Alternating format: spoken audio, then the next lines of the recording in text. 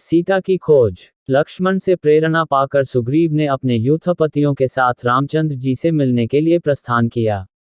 एक पालकी मंगाकर उसमें पहले लक्ष्मण को आरूढ़ किया और फिर स्वयं भी उसमें जा बैठा। शंखों और भेरियों की ध्वनि करते हुए सहस्त्रों वीरों के साथ सुग्रीव वहां पहुंचा जहां श्री राम निवास कर रहे थे। लक्ष्मण को आगे कर और हाथ जोड़कर विनीत भाव से सुग्रीव श्री राम के सम्मुख खड़ा हो गया। रामचंद्र जी ने प्रसन्न होकर सुग्रीव को गले लगाया और फिर उसकी प्रशंसा करते हुए कहा, हे वानरेश, समय पर अपने संपूर्ण शुभ कार्यों को करने वाला राजा ही वास्तव में शासन करने के योग्य होता है, और जो भोग विलास में लिप्त होकर इंद्रियों के वशीभूत हो जाता है, वह अंत में विनाश को प्राप्त होता है। अब तुम्हारे उद्योग करने का समय आ गया है। अतएव तुम अपने मति अनुसार जैसा उचित समझो वैसा करो, ताकि सीता का पता मुझे शीघ्र प्राप्त हो सके।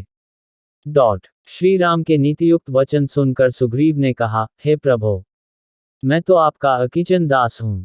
मैं आपके उपकार को कभी नहीं भूल सकता। जनकनंदिनी की शीघ्र खोज करवाने के उद्देश्य से मैं इन सहस्त्र वानर यूशपतियों को लेकर यहाँ उपस्थित हुआ हूँ।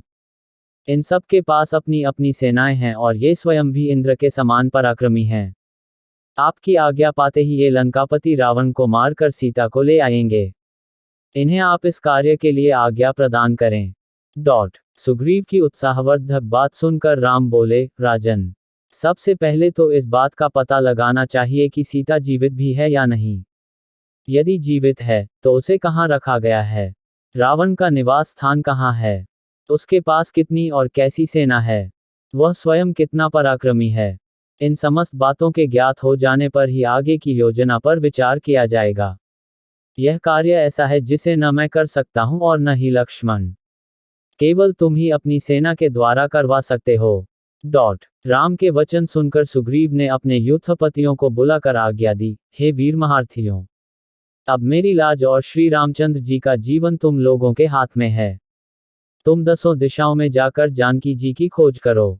उन सभी पर्वतों की दुर्गम कंदराओं, वनों, नदी तटों, समुद्री द्वीपों, उपत्यकाओं और उन गुप्त स्थानों को छान मारो जहां उनके होने की तनिक भी संभावना हो। आकाश, पाताल, भूमंडल का कोई भी स्थान छिपा नहीं रहना चाहिए। 1 मास के अंदर जानकी जी का पता मिल जाना चाहिए। यदि इस अवधि में उनका पता न लगा सके तो तुम स्वयं का वध हुआ समझो।